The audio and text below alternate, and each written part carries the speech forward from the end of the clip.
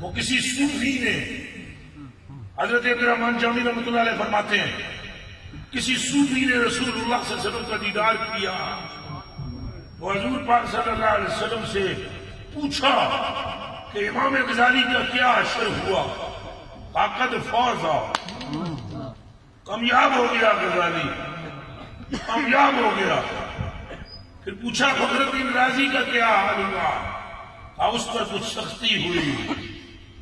پھر پوچھا ابن سینا کا کیا حال ہوا؟ کہا وہ بے میرے واسطے،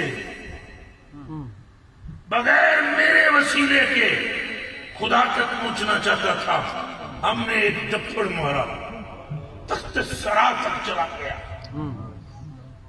زمین کی تہ میں چلا گیا۔ نہیں مل سکتا خدا اسے جسے مصطفیٰ نہیں ملتے،